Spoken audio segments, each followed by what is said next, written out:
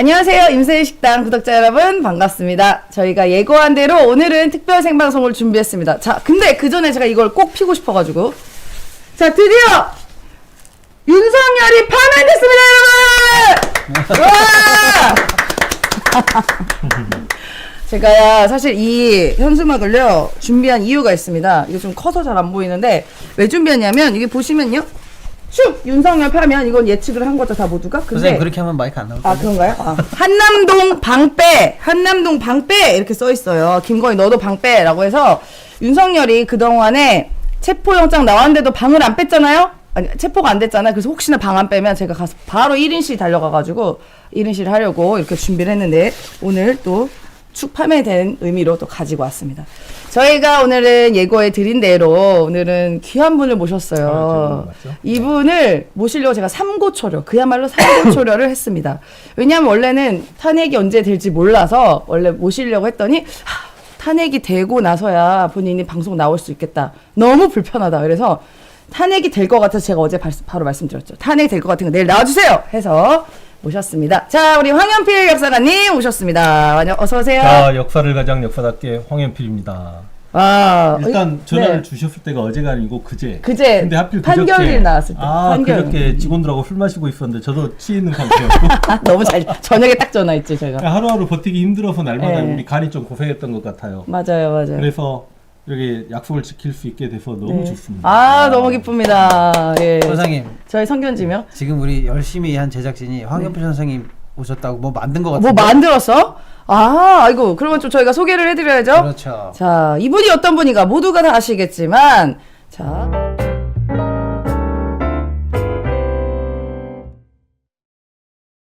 드시면 돼요. 네, 자 우리 황현필 역사 바로 잡기 연구소 소장님이십니다.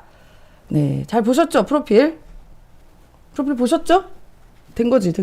예, 지금, 예, 된 거고. 자, 다음은 뭐 너무 익숙한 분이죠. 사실 이 스튜디오에서 자주 뵙는 분이라서 굳이 소개가 필요한가 하지만 그래도 제가 정중히 요청드렸습니다. 와시기로 해서. 자, 박시동 경제평론가님도 오셨습니다. 네, 박수동입니다. 홈그라운드시죠. 예, 열혈 팬인데 임 소장님 채널에는 처음 나옵니다. 아, 그렇네요. 네.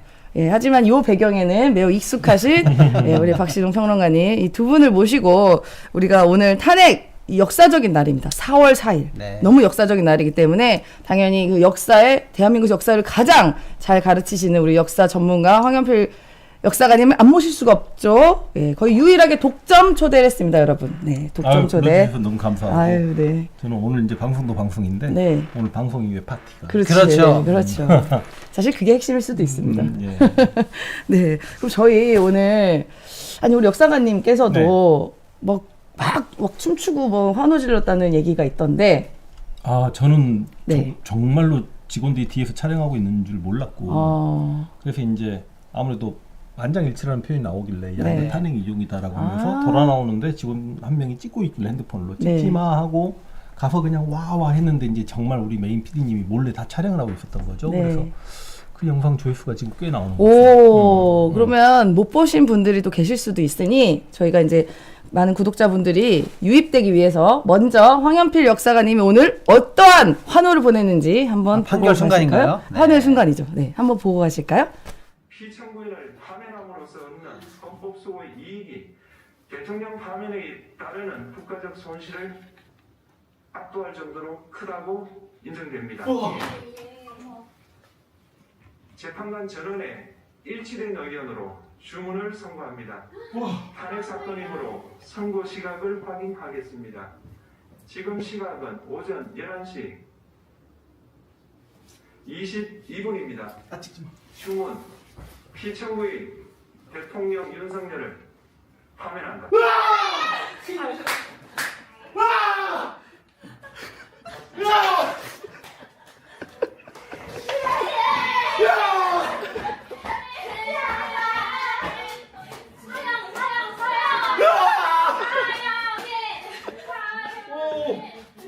장군님 고맙습니다.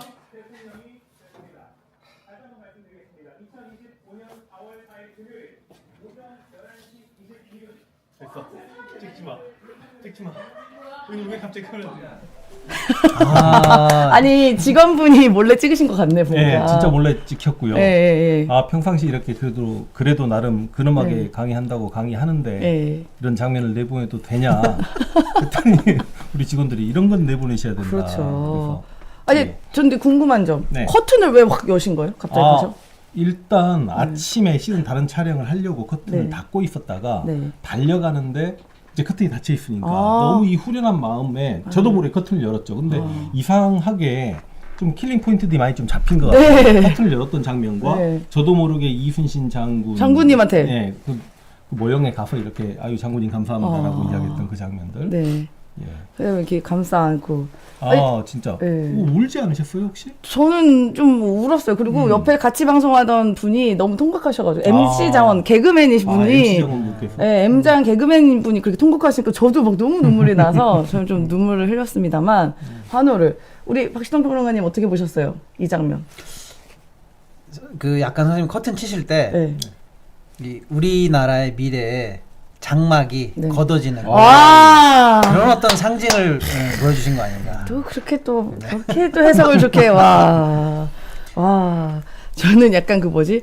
우리 옛날에 이 어울리는지 모르겠지만 무슨 속옷 광고 할 때 이렇게 막 엘리베이터 닫기만 가가지고 빡 찌잖아요. 나 약간 그걸 비슷하게 우와 이렇게 확 여는 BYC? 네.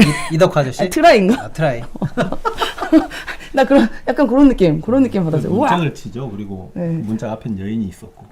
근데 차마 이제 문짝은 부셔지면 안 되니까 일반 커튼부터 빡 터프하게 치신 느낌이었습니다. 아유, 네, 하여튼 오늘 다 모두가 이렇게 환호를 했더라고요. 만약에 기각이 됐으면 지금 오늘 방송이 진행이 됩니까? 진행이 안 되죠. 네. 방송을 접어야 돼요. 인생이 바뀔 수 있었잖아요. 네. 그럼요. 제가 볼 때는 기각됐으면요, 인생 식당 방송 접히고, 박시동 시동위키도 접히고, 이 사무실 폐쇄되고, 그리고 영연백에 담기고. 그렇지. 나라가 끌려가고. 그야말로 거기서 끝장나는 네. 거였다고 생각합니다. 네. 박근혜 탄핵될 박살나죠. 때보다 더 그렇죠. 예. 더 심각한. 네. 그 모두가 약간 박근혜 탄핵 때는 그래도 마음이 이렇게 긴장되진 않았다고 하더라고요. 근데 이번에는 너무 긴장됐다, 너무 떨렸다, 너무 명확한데도 그런 이야기가 좀 많았습니다. 그래서 또 저희가 이렇게 우리 황현필 역사관님께서 저기 환호하는 모습을 봤는데, 그럼 그 환호를 누가 시켰나, 어떤 장면 시켰나를 안 보고 갈 수는 없죠. 저희가 다시 봐도 좋은 바로 그 장면, 다시 봐도 좋은 그때 그 장면 다시 보겠습니다. 이에 재판관 전원의 일치된 의견으로 주문을 선고합니다. 탄핵 사건이므로 선고 시각을 확인하겠습니다. 지금 시각은 오전 11시 22분입니다. 주문, 피청구인 대통령 윤석열을 파면한다. 마치겠습니다.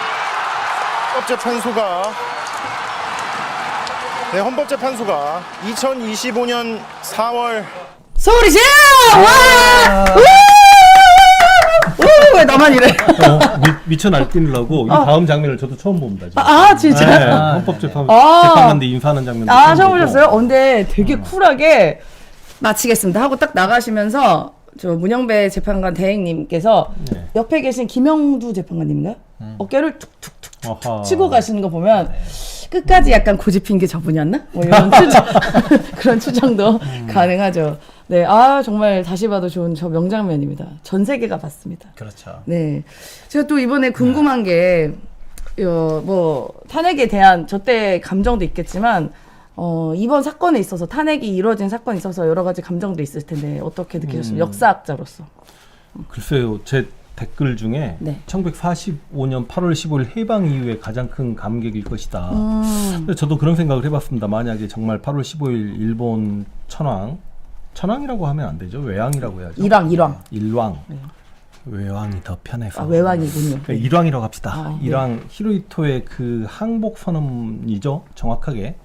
근데 항복이란 단어를 쓰진 않았습니다. 실제로 그 당시에 이래저래 일본 국민의 생명을 지키기 위해서 난 전쟁을 그만두겠다 이런 표현을 했는데, 그때 정말 기뻤을 것 같다 한국인들이. 그다음 언제 기뻤을까라고 생각을 해보면 아무래도 87년 6월 항쟁 때 네. 나름 이제 노태우가 6.29 항복선언을 하면서 9차 개헌이 단행되었을 때 야 민주시대가 도래될 수 있겠구나라는 희망이 조금 있었을 것 같고 그 전에 우리가 4.19를 빠뜨릴 뻔했습니다. 1960년 4.19 항쟁으로 이승만을 하야시켰고 네, 네. 그리고 87년 6월 항쟁 그리고 개인적으로는 제가 그때 광주에 살아서 그런지 모르겠지만 97년 대선에서 우리 역사상 최초의 여야 간의 평화적 정권 교체가 이루어졌던 김대중 대통령님의 당선 때 그만큼 네. 기뻤고 네.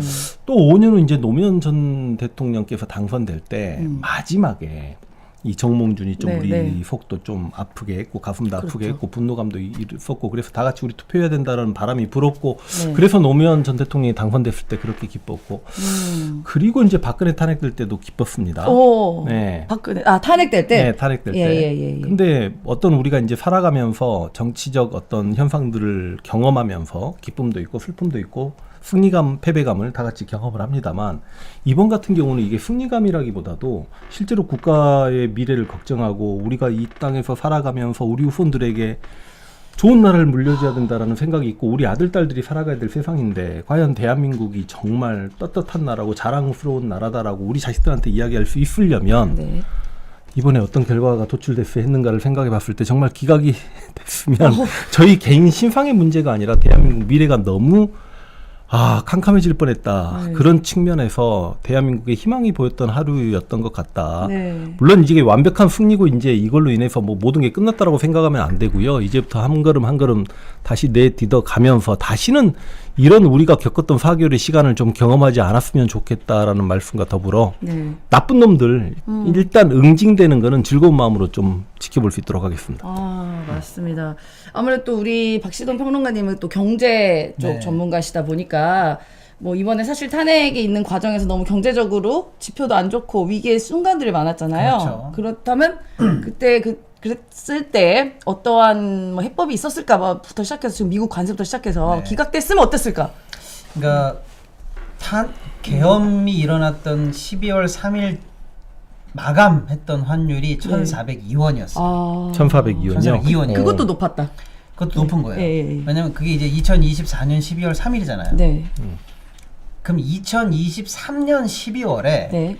2024년의 환율은 얼마나 될까를 다 예측하고 경제 계획을 세우거든요. 그렇죠. 그렇죠. 그때 예측치가 1200 후반에서 1300 초반이었어요. 2024년에 예, 그러니까 2023년 말에 2024년을 전망하는 환율이 그 정도였어요. 네. 네.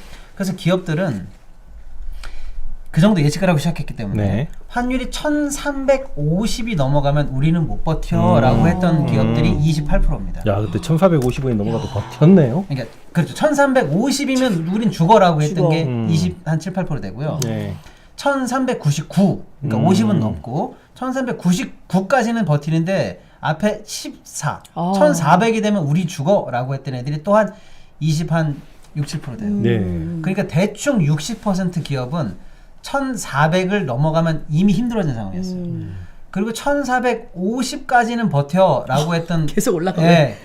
그래도 좀 여유 있는 기업들이에요. 예, 예. 거기가 한 20 몇 프로 됩니다. 네. 그러니까 1450선이 넘어가면 초대형 그룹 한 10 몇 개, 10 몇 % 정도를 제외하고는 우리 환율 때문에 네. 1년간 벌어진 거 다 토하고 우리 그냥 쓰러집니다라고 했던 환율이에요. 네.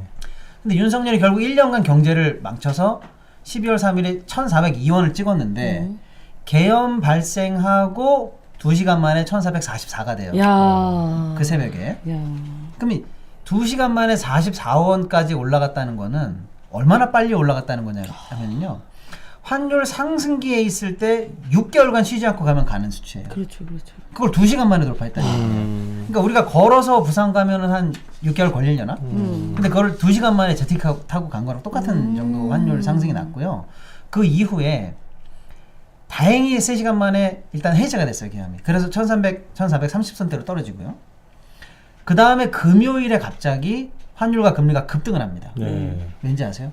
왜죠? 2차 계엄 소리 돌았어요. 맞습니다. 그러니까 그날 아침에 제 메신저가 불이 나는 거예요. 예. 금융권 친구들이 막, 야, 큰일 났나 보다. 2차 계엄이 난다고 하니까 갑자기 또 환율이 올라가고, 금리가 급등을 하고요. 그 다음 주 언젠가, 이제 1차 탄핵을 국회에서 시도했는데, 토요일 날? 아쉽게 안 됐죠. 네. 안 되고 나서 그 다음 맞이하는 월요일에 주가가 폭락해서 하루에 140조가 날라가요. 그리고 그때 환율이 또 폭등을 합니다. 그렇죠. 그 다음에 뭐 예를 들어서 한덕수가 뭐 사고 칠 때 또 뭐 윤석열이 갑자기 탈옥할 때 등등등 해서 최상목 떡매치고. 그렇죠. 예. 그러니까 뭔가 이 탄핵이 질서 있게 수습되면서 얘네들이 조기에 이걸 우리가 제압할 수 있다라고 하면 환율과 시장이 안정을 보이고 그렇죠. 아니야 위기가 점점 커질 것 같아. 한국이 이걸 해결 못하는 거 아니야? 라는 식으로 뉴스가 나오면 환율이 급등하는.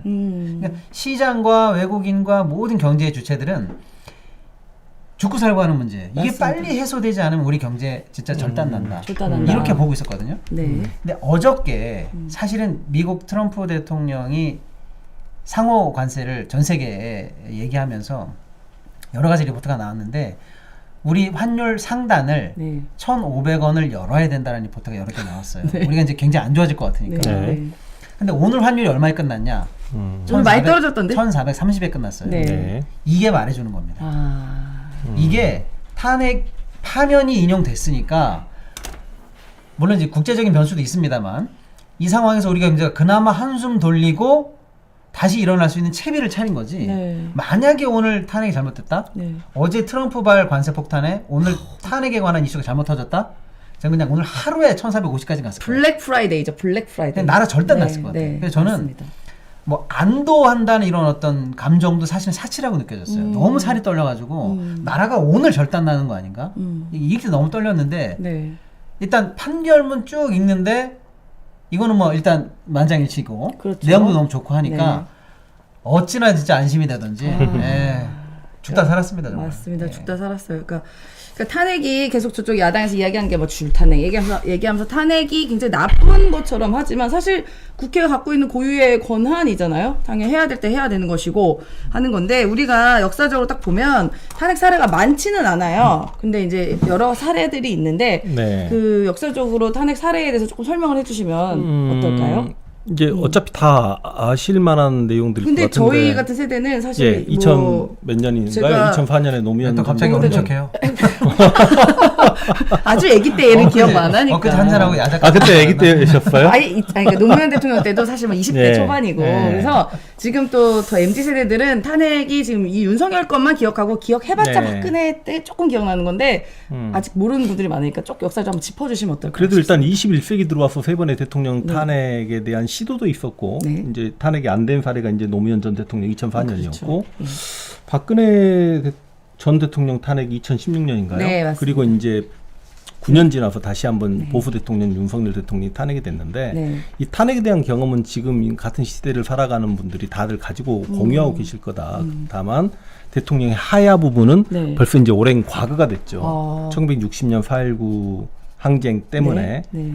이승만 전 대통령이 하야를 냈어요. 네. 근데 저는 개인적으로도 이번에 윤석열이 이제 윤석열이라고 해도 윤석열. 되잖아요. 네. 탄핵당했으니까 이제 전 대통령 내란 수계. 예, 예. 이 윤석열이 하야를 선택하지 않을까 하고 좀 노심초사하는 부분이 있었는데 이건 정말 좀 다행이다. 만약에 하야를 선택했으면 아무래도 전 대통령에 대한 의전이라든지 일정 부분을 좀 인정받는 부분이 분명히 있었을 것이다. 근데 우리가 이제 탄핵을 이야기할 때 우리 대한민국에서 탄핵은 그랬지만 현재 지금 우리 헌법 전문을 보면 우리 대한민국은 임시정부의 법통을 계승하고 있잖아요. 네. 그럼 결과적으로 임시정부가 수립된 1919년부터 우리는 대한민국인이었기 때문에 그 임시정부에서 초대 대통령이 이승만이었고 네. 이승만이 1919년부터 6년간 임시정부 대통령을 하다가 1925년에 탄핵을 당하거든요. 근데 오늘 우리가 몰랐네. 그렇죠. 진짜? 오늘 탄핵 아예 판결문이 몰랐어. 정말 대박이었죠. 근데 1925년에 25년? 당시 임시정부의 국회가 임시의정원입니다. 임시의정원에서 이승만에 대한 탄핵 판결문을 보면 네. 와 진짜 이승만 개새끼예요. 그래서 제가 오늘 탄핵 이야기 나올 줄 알았으면 그걸 출력을 해왔을 텐데 제 진보를 위한 역사 책에 또 그 내용을 또 다 실었으니까. 그럼 잠시만 네. 진보를 위한 역사 책 좀 잠깐만 막간을 이미지 위해서 좀 보고 또 갈게요. 광고 잠시만요. 준비해 주셔서 네.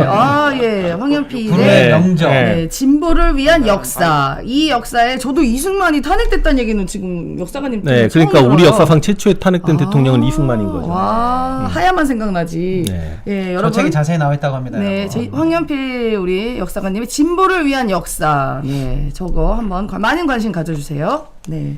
아, 너무 저도 읽어보겠습니다. 근데 그 이승만이 최초 탄핵이었는데 그때 탄핵 사유는 뭐였어요? 진짜. 일단 이승만이 1919년에 이제 임시정부 초대 대통령이 되었을 때 그때부터 이승만의 초대 대통령을 반기지 않는 독립운동가들이 상당히 많았습니다. 좀 이승만의 이기적인 면도 여러 가지 보였고 네. 그러면 이제 이승만이 임시정부 대통령이었던 시기가 6년인데 네. 이승만은 주로 미국 생활을 했기 오래 때문에 했어 6년. 그 6년 동안에 실제로 당시 임시정부가 있었던 상하이에 이승만이 머물렀던 시기가 6개월밖에 안 돼요. 아 뭐야? 네. 뭐야, 더군다나 윤상 순방간 거랑 비슷하네. 1919년에 임시정부가 처음 수립되면서 쉽게 이야기하면 임시정부의 지방제도라고 생각하시면 됩니다. 그러니까 당시 임시정부는 상하이에 있지만 군자금이나 의연금 이런 것들을 걷어야 임시정부가 운영이 되기 때문에 군자금, 의연금을 해외 동포들에게도 걷어야 되지만 한반도에 있는 동포들이 가장 큰 힘을 줄 수 그렇죠. 있지 않겠습니까? 그래서 각 지역의 도지사, 군수, 그걸 뭐 독판, 군감 그래가지고 이런 걸 연통제라고 해요. 이런 지방행정 조직을 만들었는데 이 연통제가 1920년, 21년 거치면서 다 사라지게 되고 아무래도 군자금, 의연금이 이제 끊기게 되니까 임시정부가 경제적으로 힘들어집니다. 그러면 이때 임시정부 어려운 생활을 하고 있는 데다가 이제 해외에서 여러 가지 군자금, 의연금 중에 미주위원부라고 해가지고 미국에서 생겨난 돈은 당시 프레지던트 리하고 명함파고 미국에서 대통령 인척하고 막 행복하게 살았던 이승만이 미주 지역에서 생겨난 의연금과 군자금을 다 착복하니 그런 부분이 문제가 생겨서 임시정부도 했다고요? 아 그렇죠. 개인 활동자금으로 썼기 때문에 해석하기에 따라서 이제 다 다를 수 있는데 좀 보내달라고 이야기하면 그런 돈이 이제 안 건너오는 거죠. 그러다 보니까 당시 임시정부의 안살림을 맡고 있었던 사람이 다 들으면 알만한 내무총장이셨던 안창호 선생님이셨는데 실은 안창호 선생님은 개인적으로 이승만을 상당히 인정하고 지지하는 편이었다가 이제 실망을 하게 되는 거죠. 그래서 안창호가 이승만에게 야 상해 임시정부가 이렇게 힘든데 네가 임시정부의 대통령이지 않냐. 네가 미국에서 그렇게 머물러야 되겠냐. 빨리 좀 일이 날라와서 상해 임시정부의 어려움을 해결하라라고 했는데 당시 이승만이 편지 답장 내용을 간추려서 제가 언급하자면 이렇게 보냈어요. 나같이 고귀한 사람이 상해에 머무르기에는 상해가 너무 위험하다. 뭐야? 그러다 보니 각 지역의 독립운동가들이 빠개 치겠습니까? 그렇죠. 대통령 뽑아놓은 놈이 이런 놈이네. 그런데 실제로 가장 이승만이 대통령이 되는 걸 반대했던 신채호 선생님께서 훌륭한 역사가죠. 임시정부를 나가셨다가 이 소리를 듣고 다시 임시정부에 오셔서 임시정부에 나아가야 될 방향에 대해서 모색하자라고 하면서 국민대표회의라는 걸 1923년에 열어요. 그래서 전국 각 지역의 전 세계 각 지역의 독립운동가들이 그 국민대표회의에 다 모입니다. 그래서 이승만은 이제 대통령으로서 자격이 없으니 이승만도 버리고 상해 임시정부도 실패했기 때문에 무장투쟁에 주도적으로 나가기 위해서 만주나 연해주로 임시정부를 옮기자라는 창조파 신채호나 이회영 같은 인물이죠. 그런데 안창호 선생님이나 이동이나 이런 사람들은 이승만의 더군다나 이 국민대표회의가 이승만의 위임통치청원서라는 것 때문에 더 크게 열리기도 했는데 이승만의 위임통치청원서가 뭐냐면 1차 세계대전이 딱 끝나고 나서 파리 강화회의가 열리는데요. 그때 미국 대통령이 윌슨이었는데 이승만이 미국 대통령 윌슨에게 야 우리 일본의 식민통치 받기 어려우니까 1차 세계대전이 끝나고는 국제연맹이 만들어지고 2차 세계대전이 끝나고는 국제연합 유엔이 만들어지잖아요. 당신은 국제연맹입니다. 차라리 국제연맹이 우리를 대신 통치해주면 안 되겠어? 라고 했던 게 이승만의 위임통치청원서예요. 그 소식을 들은 단재 신채호가 뭐라고 이야기했냐면 이거 진짜입니다. 이완용은 있는 나라를 팔아치워 먹더니 이승만은 없는 나라까지 팔아치워 먹느냐라고 하면서 이 국민대표회의가 열리는 거죠.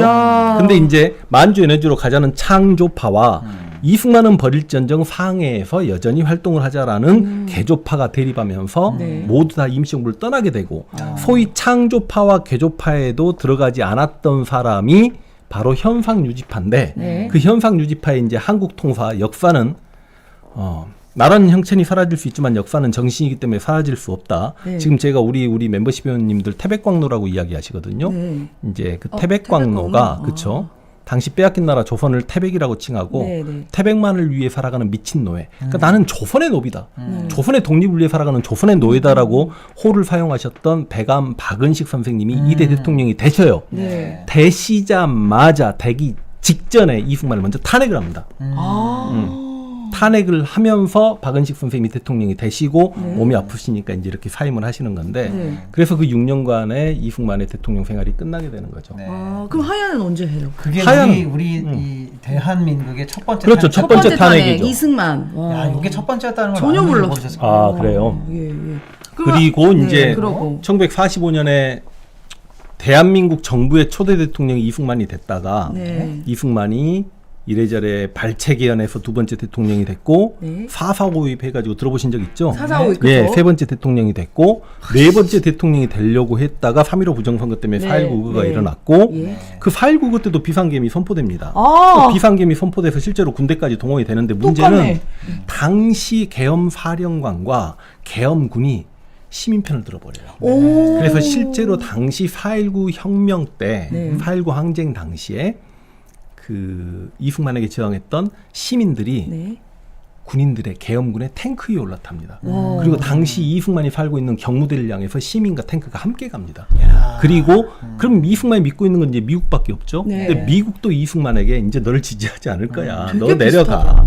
그러니까 실제로 이승만이 설 자리가 없었기 때문에 어쩔 수 없이 쫓겨나다시피 하야를 네. 발표하고 미국으로 하와이로 망명을 갔던 거죠. 아. 이승만은 탄핵도 탄핵과 1호. 하야를 하야도 아, 1호. 네. 그렇죠. 예. 탄핵 1호, 하야 1호. 야, 근데 선생님이 원래 다른 선생님 방송에서 우리 민족에서 역사에 나오는 사람 중에서 네. 가장 큰 개자식을 뽑으라면 저 자식이다라고 했던 이승만 아니겠습니까? 아, 진짜요? 아, 그래도 저에게 만약에 진짜 1번을 뽑으라고 이야기하면 그러니까 우리 역사를 통틀어서 예를 들어서 뭐 예를 들어서 임진왜란을 너무 많아? 들여다보면 네. 원균 같은 경우도 뭔 진짜 이런 개차반인 애가 다 있나 할 정도로 네. 아니 원균 때문에 이게 그냥 원균 때문에 아 칠천량 해전에서 패해가지고 이순신 장군께서 이렇게 해서 키워놓으신 우리 수군을 다 말아먹었구나 정도로만 생각하시는데 이순신 장군을 모함하셔가지고 이순신 장군이 감옥에 가시고 칠천량 해전에서 패하게 되면서 네. 임진왜란이 크게 이야기하면 정유재란까지 포함하는 거거든요. 정유재란이 일어나서 호남에서 얼마나 많은 사람들이 죽는지 그런 건 잘 몰라요. 그렇죠. 그래서 일본에 건너가면 기무덤이 있고 뭐 맞아요. 기무덤 13만 명의 조선인 기가 묻혀 있다라고 하는데 이런 게 전부 다 정유재란 때입니다. 그러니까 임진왜란사를 제대로 들여다보면 임진왜란이 처음 출발했을 때 뭐 네. 동래성 전투, 부산성 전투에서는 일본군이 조선인을 대량 학살하는데요. 네. 그 이후에는 학살을 하지 않습니다. 어. 왜냐하면 토요토미 히데요시가 머리를 써가지고 조선 팔도를 지배할 지배층들에게 그러니까 다이묘들이죠. 야 팔도 너희가 각각 지배해. 그러다 보니까 다이묘들은 자기 백성이 돼요. 안 죽이고 있다가 네. 이 원균이 칠천량해전에서 패하면서 다시 시작된 정유재란에선 죽여라. 조선인은 다 죽여라. 모두 포로로 끌고 와라. 인간 사냥을 해라. 그래서 네. 실제로 조선인 민간인이 많이 죽었던 건 임진왜란이 아니라 정유재란이에요. 그 정유재란을 발반시킨 사람이 원균이죠. 원균. 그래서 우리가 원균 하는 거고. 그다음에 이제 너무 나쁜 놈들이 많아요? 연개소문의 큰아들 예를 네. 들어서 연남생 같은 경우도 어찌 보면 고구려를 팔아먹었던 인물일 수도 있고 또 우리가 가장 나쁜 사람 누구야 그럼 이완용을 이야기하는 사람도 이완용. 있겠고 또 5.18 광주 민주화운동을 생각하면 전두환을 이야기하기도 그렇죠. 하겠지만 아무래도 우리가 살고 있는 시대보다 조금 더 가까운 시대에 어떤 역사적 인물에 대한 비판의식이 강하잖아요. 네.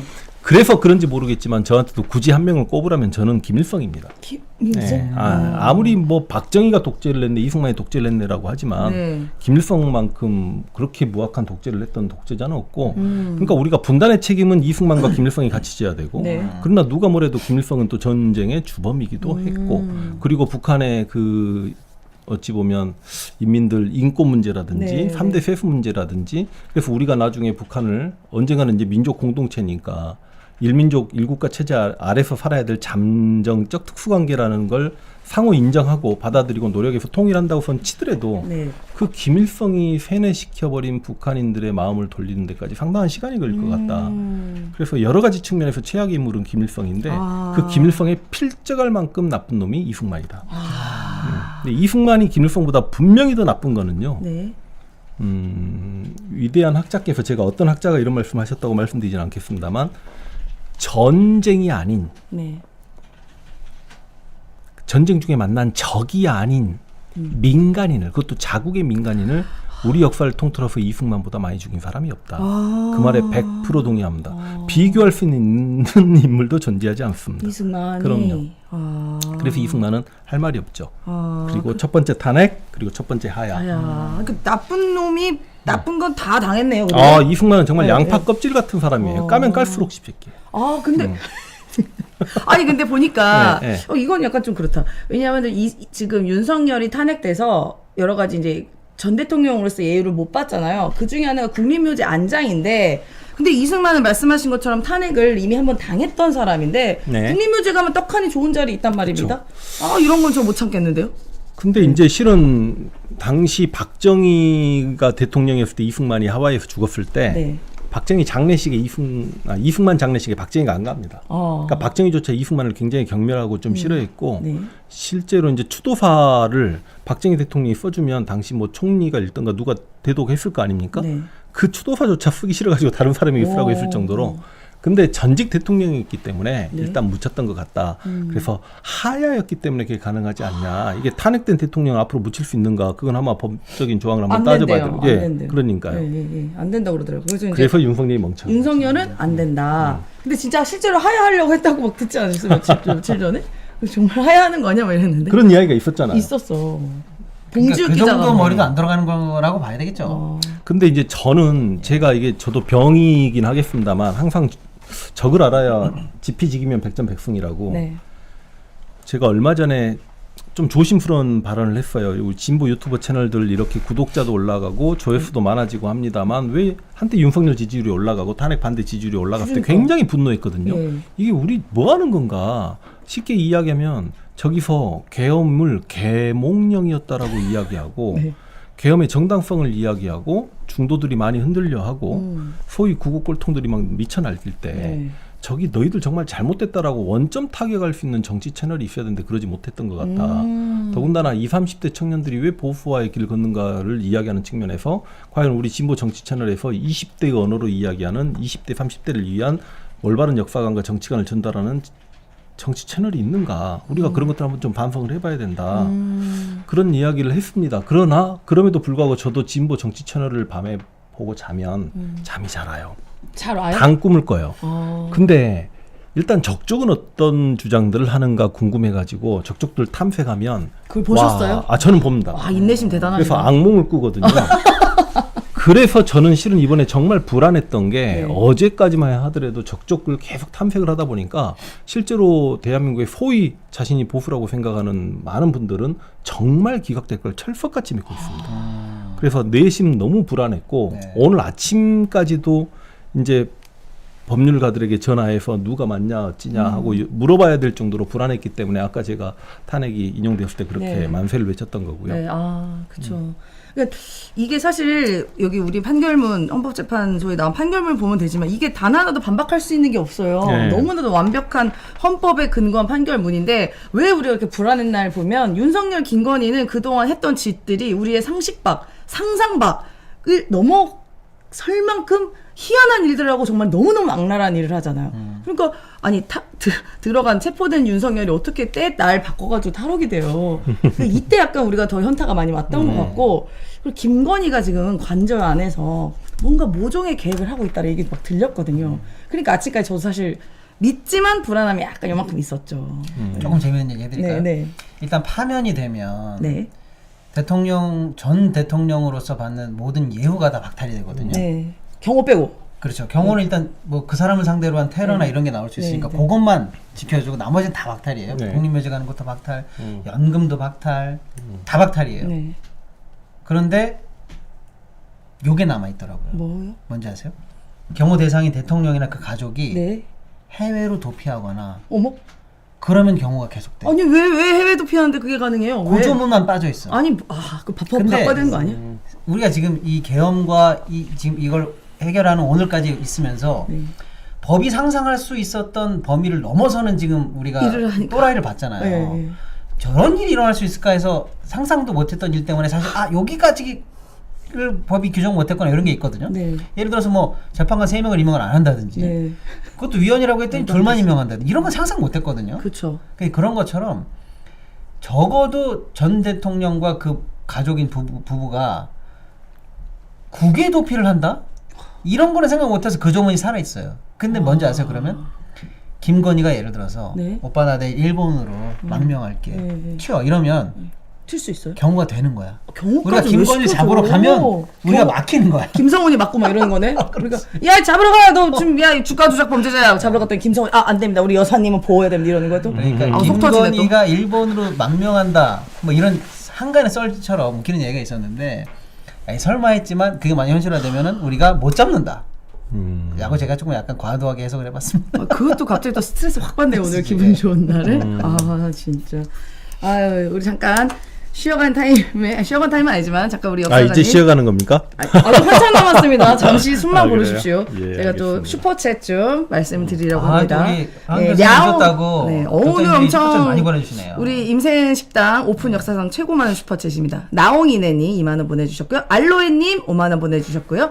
태백광로님 응원합니다라고 얘기해 주셨습니다. 고맙습니다. 아까 태백광로님, 네. 오필승님 5만 원 얘기해 주시면서 역사를 가장 역사답게 네. 얘기를 해주셨습니다. 네, 고맙습니다. 네, 하여튼 우리 황현필 역사가님 오셨으니까 우리가 임생식당도 슈퍼챗이 들어온다는 걸 조금 확인시켜 주시면. 그리고 그러면 이참에 말씀하세요, 소장님. 오늘부터 우리 네. 임세현 식당 그럴까요? TV에서 예. 중요한 게 오픈을 했습니다. 네, 중요한 게 저희가 뭡니까? 라이브 스토어가 네네. 오픈이 됐습니다.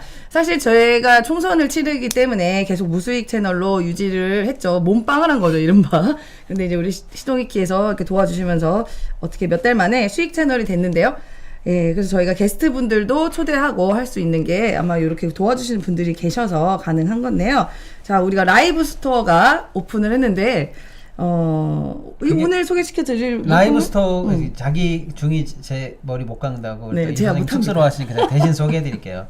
여러분 유튜브 보시면 그 메뉴 중에서 오른쪽 보시면 스토어라고 있어요. 그걸 네. 딱 누르면 이제 저희가 여러분께 엄선해서 보내드리는 상품이 드디어 완비가 됐습니다. 아, 그럼 그렇군요. 여러분이 우리 이제 방송 쭉 보시다가 네. 어차피 내가 다른 데서 먹거나 사거나 해야 될 상품 중에서 가면서 봐. 임세훈 소장이 이미 검증한 거라면 내가 여기서 차라리 하겠다.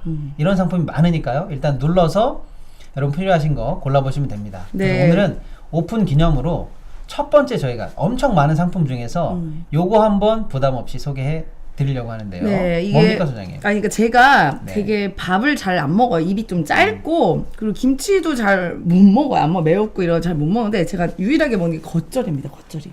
겉절인데 특히 아삭한 전라도 배추 겉절이가 나왔다고 해요. 제가 이거 먹었습니다. 이거 어떻게 주셔가 제가 먹었는데 너무 맛있어가지고 저희 거의 절반을 먹고 밥 2그릇을 뚝딱 했거든요. 자, 도화삭 전라도 배추 겉절이 2kg 행사가는 14,800원이라고 하고요. 당일 생산을 하고 주문 후에 당일 생산하여 생김치 상태로 배송된다. 네. 왜냐하면 이게 오다가 더우면 이제 또 날 따뜻해지잖아요. 쉬어. 그럼 또 신김치가 돼서 맛이 없습니다. 근데 당일 생산해서 생김치 상태로 배송이 되고요. 나 갑자기 또 먹고 싶네. 국내산 얘기하다 보니까 국내산 재료만을 사용한 전라도 김치고 강원도, 해남, 고창 계약재배를 통해서 품질 좋은 배추만을 선별 저장고를 운영하여 가장 좋은 배추만을 사용한다고 합니다.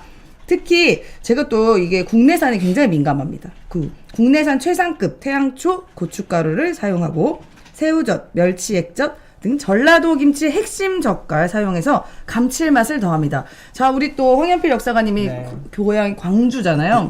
전라도 음식 잘 아실 거잖아요. 그리고 소금이 또 핵심이죠. 소금 잘못된 거 쓰면 이거 짜고 뭐 몸에 안 좋고 안 좋습니다. 자, 천일염을 한 번 더 정제한 한주 소금 그리고 환경 오염으로 인해 독성 물질이 함유될 수 있는 위험 요소를 제거하기 위해 바닷물에 불순물을 걸러낸 뒤 천일염을 정제한 한주 소금, 이 한주 소금을 사용한 전부 다 국내산 재료 100%를 사용한 겉절이라고 합니다. 네, 지금까지 제가 살면서 본 광고 중에 가장 딱딱했어요. 먹어본 거 맞죠? 먹어봤어요. 아무튼 이런 상품들이 가장 임세은 딱딱했대. 스토어에 열려 있다. 그러니까 눌러서 보면 된다 이건 말씀이시죠? 그렇습니다. 맞습니다. 이게 제가 이렇게 사실 뭐 안지걸 TV랑 같이 방송할 때 광고 잘 못합니다. 근데 사실 먹는 거 그냥 주면 잘 먹는데 그런 사람이 있더라고요. 광고를 잘 못하는 사람들이 있더라고요. 네. 전 대신 투쟁을 잘하지 않습니까? 네. 아무튼 스토어 오픈 축하드리겠습니다. 네, 고맙습니다. 많이 관심 가져주시고요. 또 저희가 오늘 첫 스토어 오픈과 또 첫 광고를 우리 황현필 역사관님 모시고 할 수 있게 돼서 또 더 기쁩니다. 네. 자, 다시 이어가다 보면 시간이 벌써 이렇게 됐네. 그러니까 아까 탄핵이 1호가 이승만 이야기를 하셨는데, 자, 그러면 또 다른 탄핵 사례가 2호. 2호가? 2호가 이제 박근혜인 거죠, 그러면? 2호가 예, 박근혜. 예. 실제로 성공한 탄핵. 네. 예. 그리고 3호가 윤석열인 거죠. 윤석열, 그러니까 소위 이제 보수 다 그쪽이네. 성향의 대통령들인데, 네. 아이고, 근데 저는 이제 좀 걱정하는 게 이런 겁니다. 소위 저는 이제 5년 전부터 나름 역사 전쟁을 한다라고 하면서 네. 댓글로 많은 공격을 당했기 때문에 20, 30대 젊은 친구들이 역사적으로 약간 다른 왜곡된 역사들, 특히 뉴라이트의 역사 왜곡을, 거짓말을 믿기 시작하면서 그다음 약간 구구적 성향을 띈다. 물론 지금 최근에 우리가 구구라고 불리우는 사람들이 등장을 했지만 저는 개인적으로 이제 그들을 구구라고는 하지 않았습니다. 왜냐하면 구구는 인종주의, 뭐 혈연주의, 뭐 이렇게 이게 너무 길어지는데 이러면 아니요, 길어도 괜찮습니다. 괜찮습니까? 네. 근데 제가 여러 번 이야기했지만 실제로 구구는 처절한 애국심과 처절한 민족에 입각해서 네. 폭력성을 띠면서 그런 친구들이 구구인데 소위 지금 현재 대한민국의 가장 오른쪽에 있다는 사람들을 보면 기본적으로 반민족이죠. 반민족이죠. 기본적으로 네. 통일을 반대합니다. 네. 그리고 친일 매국 세력이죠. 그렇습니다. 그렇죠. 그러니까 기본적으로 애국심과 민족애가 없는 사람들이에요. 네. 그리고 자국민을 학살했던 이승만을 추종하고 친독재 세력이기 때문에 우리가 저런 사람들을 구구라고 이야기하지 않는다. 그래서 보통 구구의 가장 유명한 대명사가 독일의 나치즘, 네. 이탈리아의 파시즘, 그다음 일본의 뭐 군국주의인데 독일의 나치즘이 욕을 얻어먹는 이유는 독재자 히틀러를 지지했고 그 히틀러와 함께 나치즘에 입각해서 독일 민족 우월주의에 입각해서 유대인을 말도 안 되게 학살했던 홀로코스트가 있었고 그런 것 때문에 비판을 받는데 어찌 대한민국의 구구는 자국 국민을 그렇게 많이 죽였던 이승만을 추종할 수 있냐라는 네, 말이죠. 그래서 저는 맞습니다. 저들을 구구라고 하지 않는다.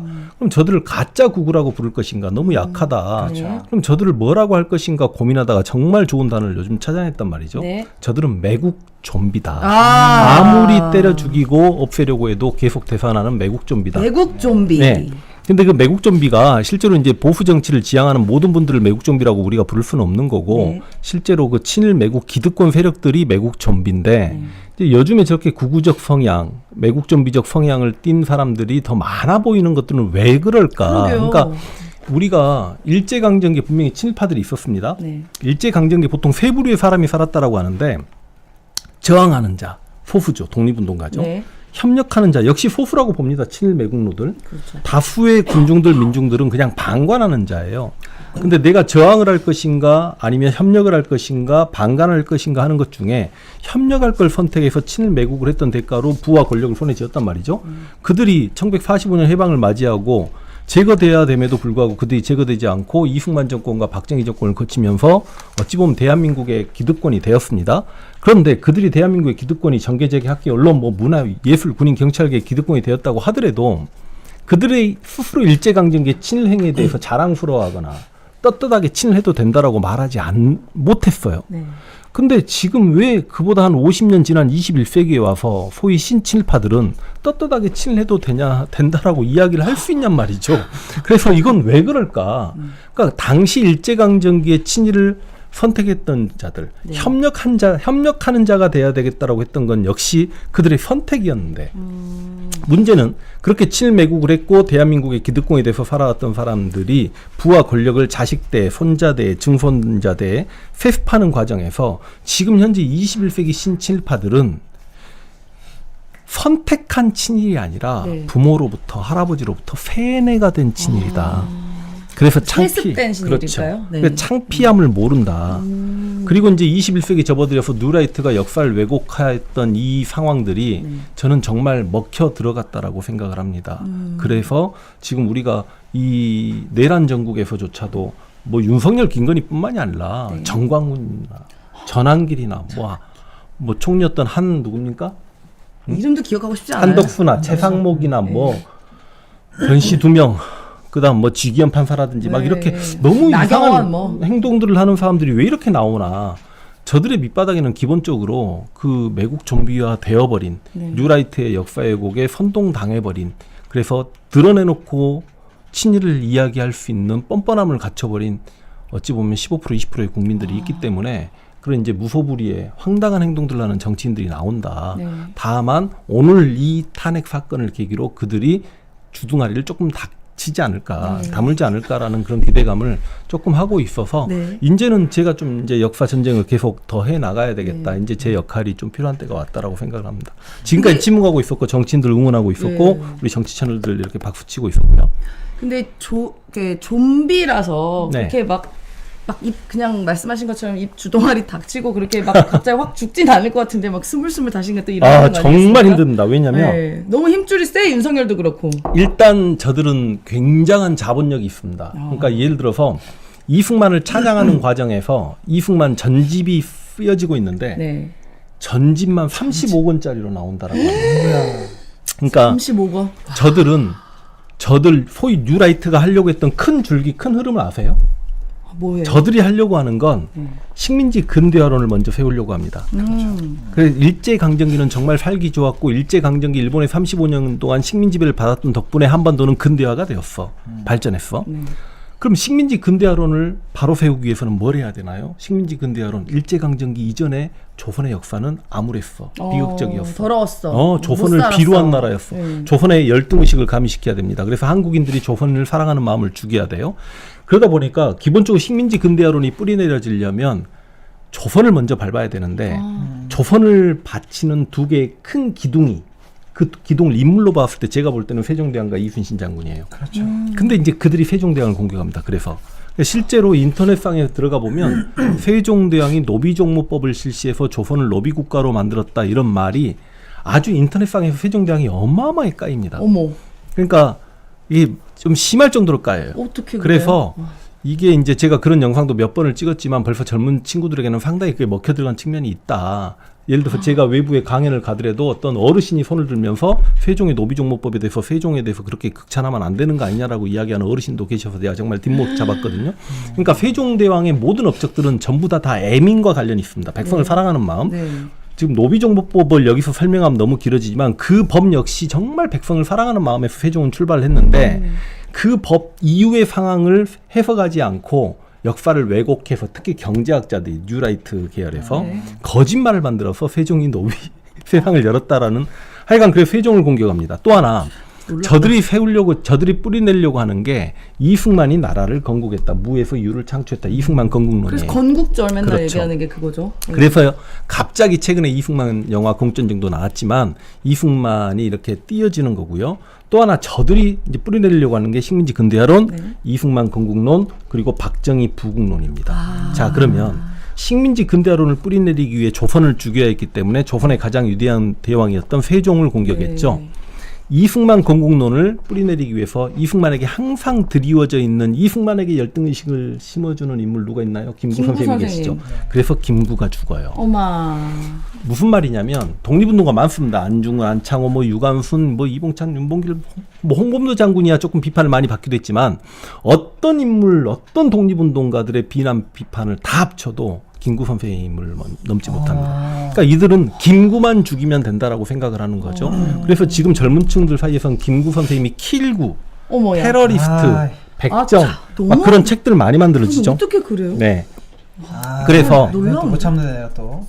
그래서 못 김구 참지. 선생님이 그렇게 당하고 있고 박정희 부국론. 자, 박정희랑 정치적으로 대립했던 가장 유명한 인물이 누굽니까? 김대중. 김대중이죠. 그래서 우리 디테일을? 김대중만 죽이면 돼요. 그래서 실제로 지금 유튜브 상에서 가장 많이 보수 꼴통들로부터 비판받는 인물 3명을 골라라. 세종대왕, 김구, 김대중입니다. 근데 이게 가장 먹힌단 위대한 말이죠. 사람들 아니에요? 그렇죠, 그렇죠. 그래서 제가 진보를 위한 역사를 쓰면서 밝혀낸 것 중에 하나가 이제 보수 꼴통들이 김대중 대통령을 비판할 때 김대중이 북한에 핵을 만들어줬다라고 이야기해요. 사실인가요? 김대중 대통령 핵대중이라고 이야기하죠. 전혀 사실 전혀 아니잖아요. 일말의 가치도 없는. 그럼 저들이 이야기하는 근거가 뭐냐면 김대중 전 대통령이 이렇게 이야기했다는 거예요. 북한은 핵을 만들 능력도 없고 그렇기 때문에 북한이 핵을 만들면 내가 책임을 지겠다. 하다못해 TV 토론에 나온 보수 패널들조차도 네. 굉장히 유명한 사람들조차도 이런 이야기를 하면서 김대중 대통령이 핵을 만들었지 않냐라고 이야기하는데요. 저는 이제 이 말의 근원지를 찾아가 봤습니다. 어디서 대체 이 말이 나왔나? 어버이연합.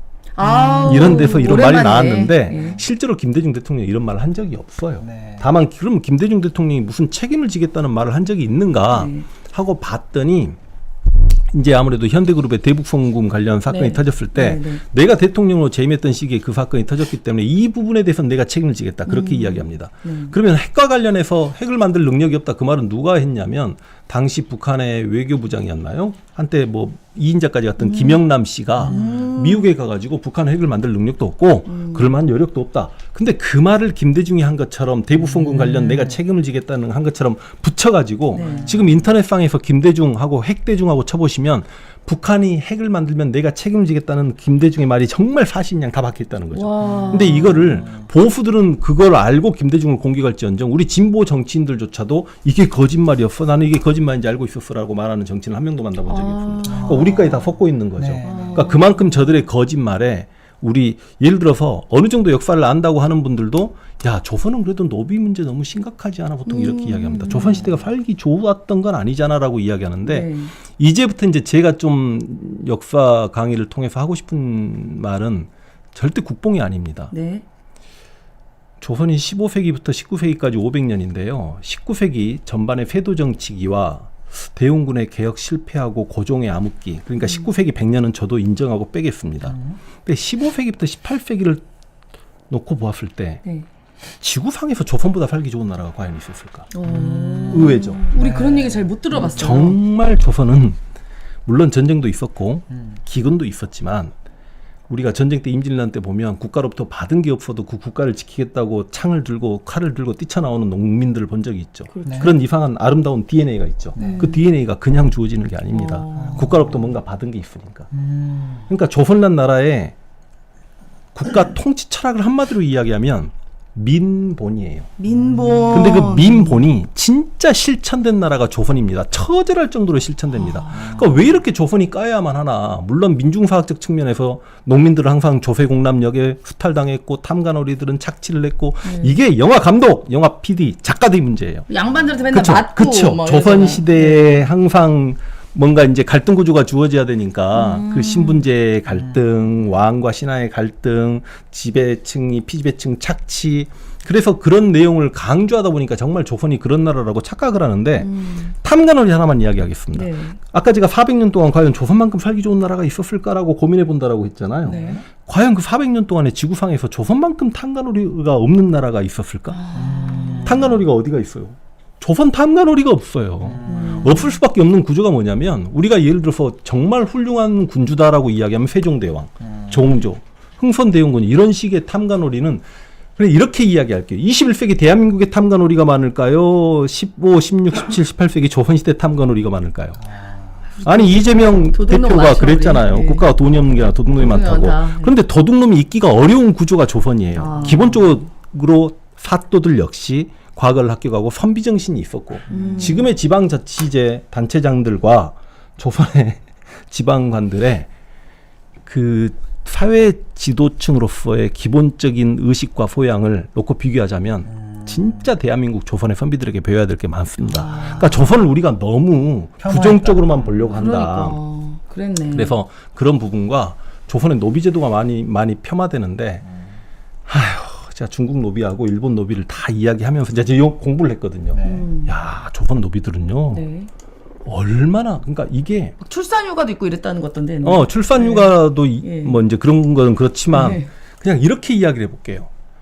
아니요, 그러니까 조선 노비를 이야기하려면 제가한테 몇 시간을 주셔야 되는데 우리가 알고 있는 게 다 잘못됐다라고 생각하시면 됩니다. 이렇게 그러니까 아까 제가 TV 드라마 작가나 감독님 문제라고 했잖아요. 미스터 선샤인에 보시면 네. 멍석 말아가지고 죽이죠. 어. 기억나시죠? 네, 기억나요. 그래서 그렇게 부모가 그렇게 죽으니까 이병헌이 이제 살아가서 미국 가서 이렇게 오잖아요. 네. 그럴 수가. 그럴 수가 없어 구조가. 그러니까 노비가 맞아. 그래서 제가 뭐라고 했냐면 조선왕조 500년 동안에 노비가 주인에게 맞아 죽었는데 네. 그걸 알고도 그 주인이 처벌받지 않는 사례가 500년 동안에 10번이 있다라면 기록에 내가 분필을 놓고 강의를 그만두겠다. 그만쪽으로 조선은 기본적으로 법률, 형법 어마어마하게 처절히 지켜지는 나라였고 여기로 이렇게 실제로 이런 법이 조선에서는 너무너무 심했습니다. 무슨 말이냐면 양반 주인이 노비를 죽이면 네. 처벌을 받는데 네. 혼자만 처벌받는 게 아니라 연좌제를 줘. 어머. 집안이. 어머. 근데 노비도 주인을 죽인 경우가 있겠지 않습니까? 네. 노비는 연좌제를 받지 않아요. 노비 개인만 죽어요. 그러다 보니까 양반 관료들이 이런 불합리한 법이 어디 있습니까라고 할 정도의 나라가 조선인데 어떻게 조선시대 노비를 함부로 죽인답니까? 그게 있을 수가 없는 이야기예요. 네. 그러니까 조선이란 나라가 아름다운 게 뭐냐면 이게 아름다운 건 아니죠. 신분제는 분명히 있었으니까. 노비는 중국에도 계속 있었고 일본에도 계속 있었는데 네. 자 봅시다. 중국은 노비 시장 어마어마합니다. 일본은요 노비 시장 정도가 아니라 인간 사냥을 하는 문화가 있죠. 근데 조선란 나라 400년 500년 동안에 노비 시장 보신 적 있어요? TV나 드라마나 사극에서? 맨날 거기 없기 때문에 중국에 존재하지가 끌려가고. 않아요. 노비 시장 자체가. 맞아. 그만큼 노비에 대한 존중 문화가 상당합니다. 그리고 노비들이 조선의 노비들이 얼마나 많은 부를 축적하고 살았는지 그 자료들을 다 보시면 기절합니다. 정약용 유배를 가다가 자신 노비 집에 들러 하룻밤을 묵어요. 잠을 자다가 너무 서글퍼. 야 나는 관직 생활 이렇게 했는데 가난한데 너는 어찌 이렇게 부를 이루고 산단 말이냐. 내가 너와 경쟁한들 내가 너를 이길 수 있는 게 단 한 가지라도 있을까. 이게 조선의 노비들입니다. 국가가 힘들어지면 왕이 야 노비들 중에 좀 부자들이 돈 내면 너희 면천시켜줄게 돈 낼래 그러면 국가 위기를 다 해결해주고 쌀을 줍니다 노비들이. 그러니까 물론 이제 노비들은 분명히 한때 인구의 30% 정도가 조선 전계는 노비였지만 나중에 19세기 가면 실제로 인구의 1% 2% 정도밖에 안 돼요. 근데 그 조선의 노비를 비판하는 사람들이 친일파들이잖아요. 네. 그럼 그 친일파들은 자신들의 본국 마음속 본국 일본을 헤아려야 될 거 아닙니까? 그렇죠. 그러니까 일본은 노비가 있었을까요 없었을까요? 일본은 그냥 일본 농민들이 노비 수준의 삶을 살았다고 생각하시면 돼요. 노비도 아닌데 그냥 일반 그러니까, 농사짓는 분들이 저는 굳이 삶의 수준을 놓고 보자면 네. 조선의 농민이 조선의 노비보다 나았고 조선의 노비가 일본의 농민보다 나았고 그다음 일본의 최하층 천민은 혹시 부라쿠민은 안 들어보셨겠지만 부락민이란 말은 들어보셨죠? 부락민. 저 부락. 네, 네, 그게 일제강점기에 나온 말인데 그게 일본의 최하층 천민 부라쿠민을 이야기하는 겁니다. 자, 우리는 1894년 갑오개혁 때 신분제도가 폐지가 됐어요. 신분제 폐지된 지 130년밖에 안 됐어요. 중조할아버지 노비셨나? 이런 고민하십니까?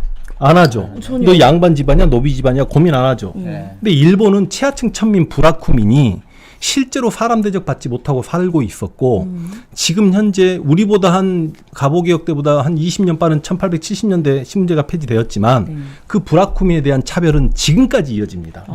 그래서 얼마 전에 몇 년 전에 일본의 어떤 출판사가 일본의 부라쿠민이 살았던 마을 5,000개를 공개해가지고 일본 사회가 난리가 나버렸어요. 네. 그래서 일본에서는 지금도 부라쿠민 출신들이 취직이라든지 결혼에 지장이 있습니다. 손해를 봅니다. 그래서 일본인들에게 설문조사를 내요. 일본이란 나라, 우리나라, 그러니까 일본에 네. 부라쿠민에 대한 신분적 차별이 존재하느냐? 일본 국민 70%가 부라쿠민에 대한 신분 차별이 존재한다. 그러니까 신분 차별에 있어서는 솔직히 인도나 일본이나 할 말이 없는 거죠. 근데 우리만 노비가 있고 일본은 최하층 천민이 없었던 것처럼 네. 그렇게 이야기하는 역사 왜곡들이 너무너무 화가 난다. 그리고 조선은 민본의 나라고 기본적으로 세금을 걷는 수준이 일본과 조선을 비교하자면 그냥 너무너무 살기 좋은 나라였다. 여기까지 말씀드리고 너무 길어질까봐 한 가지만 더 말씀드리겠습니다. 우리는 노비 사냥 이런 거 들어본 적이 없죠. 우리 역사에. 전 들어본 적이 없어요. 예를 들어서 백제가 멸망했다고 신라가 백제 사람을 잡아다가 당나라에 팔았다 이런 얘기를 들어본 적이 없습니다. 그렇죠. 근데 일본은 기본적으로 인간 사냥 문화가 있어요. 야, 이건 내가 사냥에서 이제 어떻어요? 근데? 이거 내가 제 유튜브에 살려고 지금 아껴놓고 있었던 건데 여기서 푸시네요. 인간 사냥 문화가 어느 정도냐면 각 지역의 다이묘들이 자신의 세력을 불리기 위해서 옆 마을에 쳐들어가 사람을 잡아옵니다. 그럼 이 사람을 잡아오면 주로 어디에 파냐? 남자애들은 자기들이 노비로 쓰고 여자들은 성노예로 팔아요. 어머. 그래서 16세기부터 포르투갈로부터 조총을 받아오고 그래서 1592년에 그 조총을 들고 임진란 오잖아요. 그 조총을 자신들의 여자를 팔아서 얻은 조총이에요. 그래서 그 여자들이 어디로 가냐면 유럽 전역으로 갑니다. 그래서 16세기에 실제로 일본인이 가서 유럽에서 여행을 하고 쓴 기록문을 보면 16세기 유럽에만 50만 명의 일본 여자들이 성노예 생활을 해요. 자, 그러면 또 자국 국민을 그쵸 자국 국민 네. 그것도 자국의 여성을 네. 자 그래서 왜 우리 위안부 성노예 할머님들에게 일본이 진심 어린 사과를 하지 않는가 그렇게 해석하시면 돼요. 기본적으로 걔네들은 그 여성에 대한 성인식이 우리랑 기본적으로 근본적으로 다릅니다. 더군다나 일본이 근대화를 하는 과정에서 역시 자신들의 기녀들을 동남아시아 전 세계에 팝니다. 이걸 가라유키상인가 그렇게 이야기해요. 그렇게 해서 근대화 자금을 마련하거든요. 네. 기본적으로 그런 성인식 문화가 있다. 네. 그래서 인간 사냥 문화가 있다. 근데 어떻게 감히 예를 들어서 친일 매국 세력들이 이렇게 이야기합니다. 어떻게 같은 민족이 같은 민족을 노비로 부리느냐 이렇게 우리를 비난해요. 조선을 비난할 때. 네. 근데 일본은 노비로 부리는 정도가 아니라 같은 민족을 인간 사냥하는 습성이 있는 것들이다. 거의 물건 취급한 거 그럼요, 아닙니까? 그럼요. 조청받으려고 그 자국민의 여성을 갖다 팔아버리고 그 여성들의 그렇게 아무렇지도 않으니까 지금 진짜 그러니까 일본을 알면 알수록 야 내가 정말 한국인으로 너무 태어난 게 다행이구나. 근데 이런 생각을 한번 해봤어요. 역사를 했기 때문에. 그러면 좋다. 내가 만약에 조선시대 조선인으로 태어나는 게 좋았을까? 일본인으로 태어나는 게 좋았을까? 일본의 지배층이면 조선의 지배층보다 훨씬 좋아요. 다이묘나 지배층? 사무라이 훨씬 네, 좋습니다. 네. 근데 조선의 지배층들은 굉장히 깝깝한 생각을 해요. 깝깝한 게 좀 공부해야 되고 사투리니까 그 장난 아니죠. 근데 만약에 피지배층으로 태어난다? 무조건 조선에서 태어나야죠. 이거는 목숨 걸어야 될 정도로 조선이 훨씬 행복하게. 그러니까 일본의 살인 문화를 혹시 아시나요? 살인 사람을 죽이는 문화인데. 그런 문화가 왜 있어? 그러니까 왜 이런 게 제대로 알려지지 않았는지 모르겠습니다. 일본이 그만큼 에도 시대면 우리 조선 후기잖아요. 네, 너무 네. 가난해. 네. 그러니까 너무 가난해서 아이가 태어나면 특히 여자아이가 태어나면 나중에 노동력 확보가 안 되니까 갓난아이를 죽여요. 왜 그래? 보통 발로 목을 밟아 아우, 죽이거나 소름 끼쳐. 이렇게 손으로 졸라서 죽이는데 이걸 마비키라고 합니다. 우리로 치면 도인데 일본으로 치면 하나의 현이거든요. 기록을 보면 한 현에서만 7만 명, 8만 명 가까운 갓난아이들이 죽어요. 네. 이런 마비키의 풍습. 우리는 엄마 뱃속에 있을 때부터 그 생명도 소중하니까 엄마 뱃속에 있는 시간도 한 살을 먹고 나오는 걸로 그렇죠. 계산하는 우리의 생명중시 풍조랑 비교하자면 네. 너무너무 참 비교가 되는 거고 또 하나 예를 들어서 고려장이라고 들어보셨죠? 네. 고려시대에 이제 늙은 부모를 산해버린다? 아니 우리처럼 효를 중시하는 나라가 어떻게 늙은 부모를 산해버려요? 그게 우바스테야마라고 일본의 풍습입니다. 그러니까. 근데 왜 우리나라 고려장처럼 되는 근데 거죠? 이제 일본 아이들이 일제강점기 와서 식민지배를 하는 과정에서 조선란 나라의 효 문화를 보고 자신들이 열등의식이 생기는 거죠. 그래서 조선에도 이런 풍습이 있었어라고 하고 싶은데 조선은 효를 너무 중시해서 만약에 조선의 어떤 거울에서 늙은 부모를 죽였다라는 소식이 있었으면 그게 왕의 기에 알려지게 되면 네. 왕이 그 고을을 강등시키고 사또를 파면시킬 정도 일이거든요. 그래서 차마 조선에는 조선장이 있었다라고 말하기 어려우니까 조선보다 먼 고려장 이야기가 나오지 않았을까. 또 하나 재밌는 이야기 드릴게요. 우리가 일본에 가면 굉장히 멋있는 성이라든지 막 이런 것들 보잖아요. 네. 그 성들 밑에는 아마 인간들이 살아서 묻혔을 확률이 상당히 높습니다. 성 밑에 산채로. 지하예요? 그렇죠. 이런 걸 우리가 일본에서는 인간 기둥이라고 합니다. 그러니까 진짜? 왜 일종의 그래, 쟤네들? 인신공양인데 어우, 사람 그 건축물 밑에 사람을 먼저 죽이면 그 건물에 있는 사람들이 복을 받는다라는 이게 히토바시라라는 풍습이에요. 아니 사람 죽여서 그 사람들 복 받으면 뭔 상관이야 그러면? 그 히토바시라가 정확하게 우리나라에 어떻게 적용이 되냐면 삼풍백화점이 무너진 곳에 무슨 아파트 들어섰죠? 아크로비스타. 네, 그래서 김건희 거기까지만 이야기할게요. 하나 더 갑니다. 하나 더 갑니다. 물론 청와대 터가 어찌저찌 해가지고 천공이 뭐라고 했는지 그랬는지 모르겠습니다만 네. 용산에 당시 국군본부 뭐죠? 국방부 육- 국방부 몰아내고 이제 네, 용산에 육차 지금 한번 다 물어대고. 대한민국 대통령실이 들어섰잖아요. 네. 그 건물 밑이 조선시대 때 대대로 유명한 공동묘지입니다. 거기까지만 이야기할게요. 이러니까 다 연결돼요. 김건희가 최근까지도 계속 무속에 힘 빌리고 3월 22일, 23일에는 또 굿도했다는 얘기가 제보도 나오고 이러는데 그 모든 게 무속인데 근데 이런 게 잘못 빠져들면은 그 그쵸. 화가 자기한테 온다고 그러는 결과적으로 거 무속 있잖아요. 정치는 항상 네, 네. 몰락하더라고요. 예. 소름 끼친다. 그래서 아크로비스타. 그런 이야기를 들었을 때 하나 더 이야기할까요? 네. 조선의 선비들은 노비를 죽여도 다 벌을 받는다라고 했죠. 네. 일본의 사무라이들은 아예 그냥 토요토미 히데요시가 칼사냥이라는 걸 내려가지고 도수령이라고 합니다. 농민들은 칼을 소유하지 못해요, 무기를. 네, 오로지 네, 사무라이만 네, 소유해요. 네. 근데 그 사무라이들은 사람을 죽일 수 있는 권한을 줘요. 네. 그걸 츠지기리라고 해요. 츠지기리. 그래서 그냥 기분 나쁘면 죽입니다. 미친 거 아닙니까? 그런데 그게 면죄부를 줍니다. 사람을 죽여도 된다는. 이게 왜요? 기리스테 고멘이라고 해요. 그러다 보니까 일본 영화나 이런 데 보면 낯선 사무라이가 어떤 마을에 오면 내 마누라가 예뻐. 사무라이에게 빼앗길 수 있으니까 마누라 얼굴을 감추죠. 네. 그러니까 그런 기득권이 있었던 게 사무라이인데 그런 시대의 일반 농민으로 일본에서 살아간다는 건 정근대 시대에 살아간다는 건 불행 그 자체였다. 그러니까 이 에도 국가 경쟁력은 에도 시대 일본이 월등히 앞서갔던 것 같아요. 생산량이라든지 아니면 에도 근처에서 이제 농경지가 확대가 되면서 개척되면서 쌀 생산량은 엄청났지만 문제는 그 부들이 지방 분권제였기 때문에 일본은 다이묘들이 다 가져갑니다. 네. 그래서 에도 시대 인구는 늘어나지만 반찬이 없으니까 쌀밥만 먹기 때문에 네. 당시 에도 시대 일본인들이 각기병에 걸려요. 그러다가 운 좋으면 그 쌀밥에 생선을 올려요. 그게 네. 초밥의 기원입니다. 아니 근데 그래서- 진짜 너무 일본이 우리 일제시대만 생각해서 잔인하고 뭐 이렇게만 생각됐지만 생각보다 정말 문화가 너무 혐오스럽네요. 그런 살인 풍습이 네. 있는 친구들이 생명중시 풍습이 있었던 조선인을 지배했을 때 조선인들 얼마나 두려웠을 것이며 그래서 얼마나 많은 조선인들이 죽었는가. 3.1운동 때 죽었던 사람이 7,000명이고 간도 참변으로 죽었던 사람이 2만 명, 3만 명을 헤아리고 그 다음 뭐 예를 들어서 뭐 신체 해부도 하고 막 다 하잖아요. 관동 대참사, 그 다음에 뭐 우키시마 폭발, 그리고 이제 물론 그게 더 심하게 확산된 건 이제 난징대학살이었죠. 네. 그리고 기본적으로 그 다이묘나 이런 사람들이 민본이었기 때문에 백성을 수탈하는 게 장난이 아닙니다. 그러니까 임진들한테 각 팔도를 지배했는데 왜 이렇게 의병들이 많이 일어났는가. 조선란 나라가 우리에게 잘해줬기 때문에 나라를 지켜야 되겠다는 이 마음도 있었지만 조선란 나라는 자기 토지를 소유하고 있으면 기본적으로 생산량의 10분의 1을 세금 내는 게 원칙입니다. 근데 일본은 평균 생산량의 3분의 1을 다이묘에게 뜯겨요.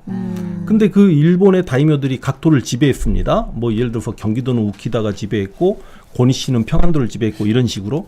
근데 갑자기 조선시대보다도 세금을 3배 내라고 하니까 이건 농민들이 감당이 안 되는 완전 거잖아요. 약탈이죠, 그거는. 그러니까 먹는 것도 차이가 났던 게 음. 그 임진란 때 한양을 점령당하니까 당시 조선 조정에서 일본 아이들의 군량미를 헤아려 보고 야 쟤들 한 달이면 물러나겠네. 근데 일본 애들이 너무 조금 먹으니까 그걸 갖고 석 달 버티니까 조선 조정이 충격에 빠져요. 근데 사실상 임진란 이전 때까지 일본은 하루에 2끼 먹는 풍습이 있었고 우리 때문에 3끼를 먹습니다. 그러니까 조선인들의 먹는 그 문화 뭐 자료 같은 거 보신 적 있잖아요. 네. 서양인들이 와서 놀라는 많이 먹었다는 건 그만큼 잘 먹고 잘 살았다는 걸 그러네요. 의미합니다. 그래서 항상 우리가 왜라는 표현이 작고 보잘것없다. 항상 우리 시각을 볼 때는 일본은 아이들은 작아요. 그렇죠. 그리고 맞아. 우리는 커요. 우리는 잘 맞아. 먹으니까. 근데 그 키가 유일하게 역전당했던 때가 일제강점기입니다. 안 그 매겼구나. 말씀만 드리겠습니다. 네. 예. 아니 참 그러니까 이런 걸 보고도 뭐 저는 기가 막힌 게 모르겠어요. 뭐 가수 극우라고 얘기하는 그 매국 좀비들이 윤석열 지지한다고 태극기 들고 나온 것까지는 내가 이해되는데 성조기는 우리랑 동맹이라고 쳐요. 일장기까지 왜 들고 나옵니까? 일장기 아니 지금 보세요. 우리 역사가님 얘기하시는 거 보면은 그 자기들이 보수라고 말로는 자칭 보수라고 하면 지금 일본은 우리가 상종도 하면 안 되는 국가 아닙니까? 근데 일장기를 지금 들고 나와가지고 그것도 윤석열 만세하고 앉았으니 한심한 거죠, 한심.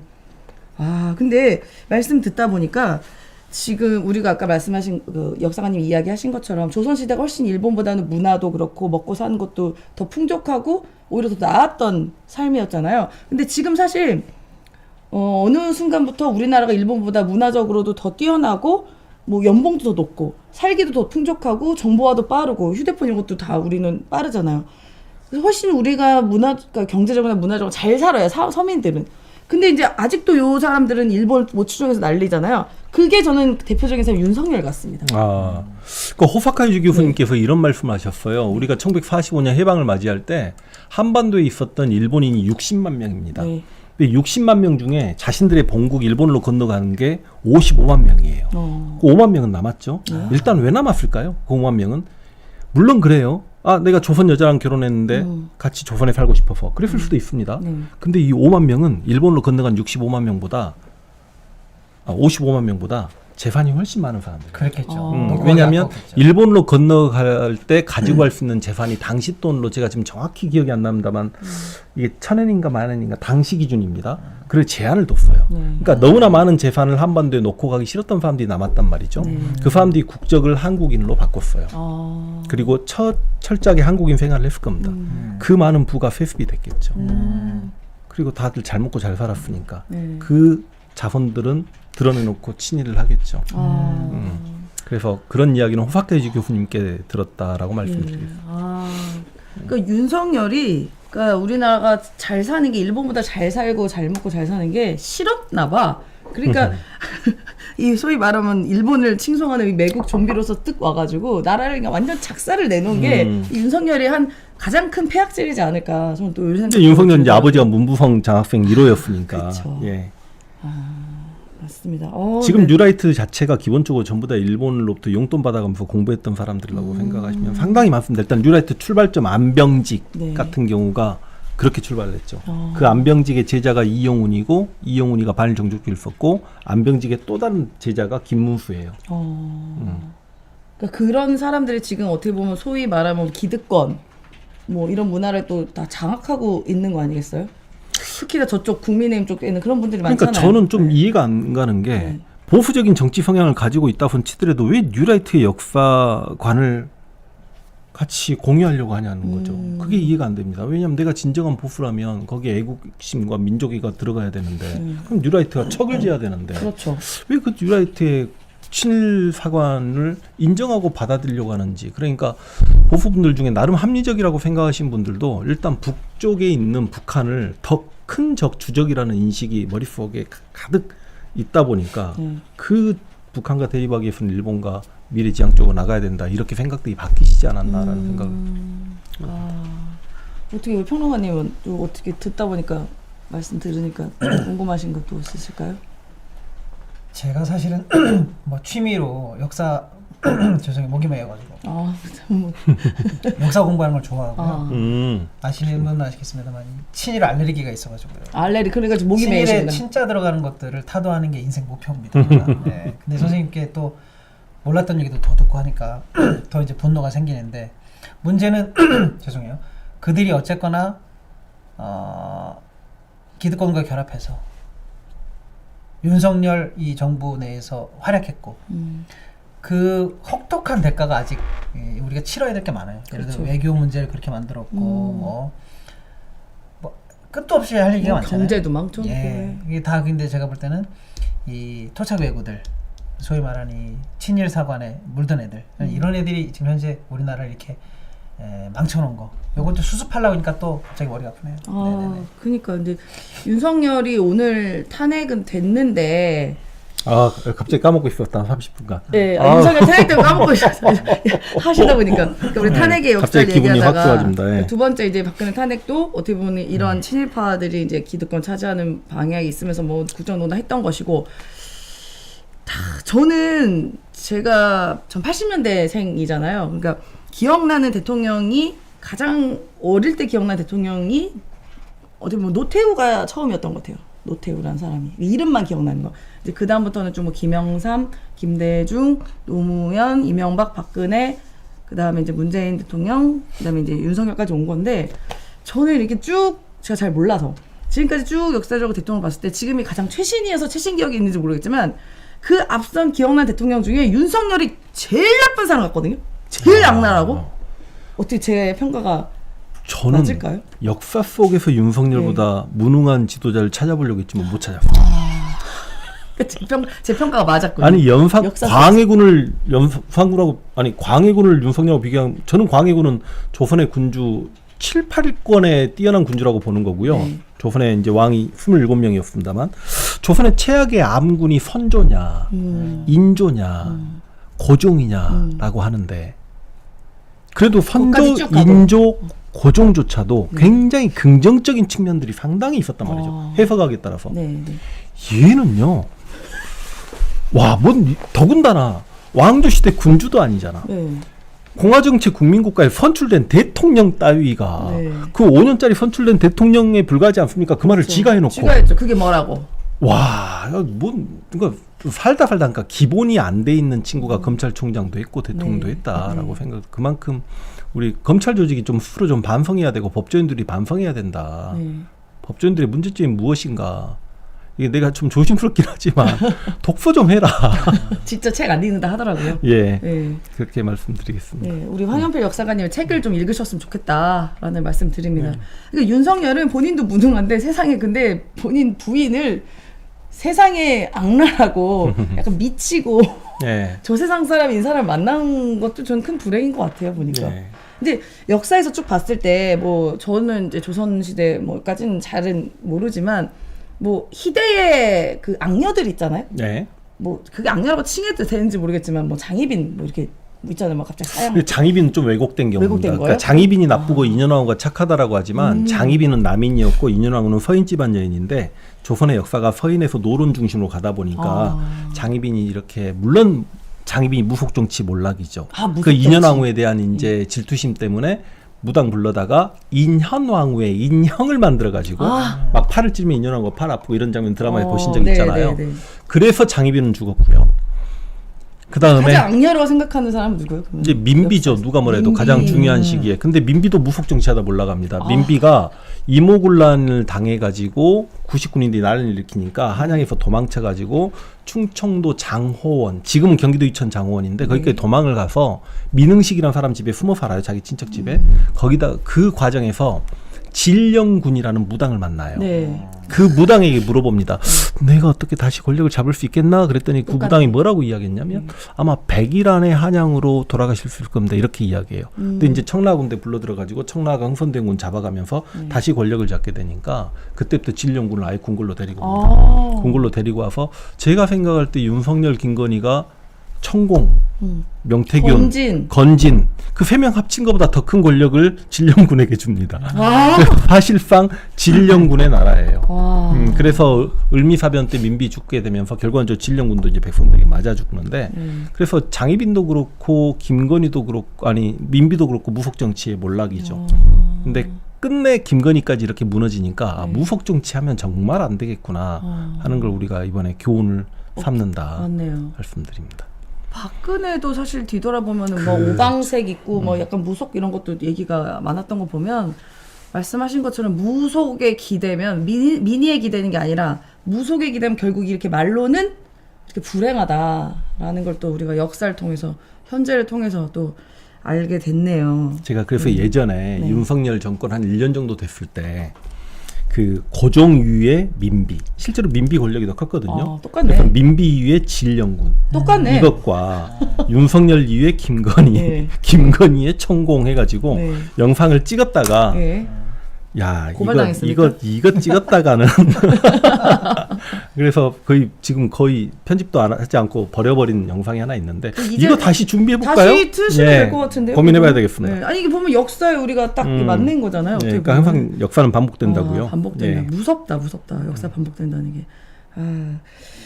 일단 그래서 어쨌든 오늘 1단계로는 윤석열이 파면됐습니다. 되기는 했는데 결국 중요한 것은 이제 윤석열은 파면됐지만 이제 그 이후에 남은 일당들 숨어있는 잠약해있는 일당들 혹은 뒤어나와 있는 일당들 여기 또 청소를 해야 되는 게 또 중요한 일이잖아요.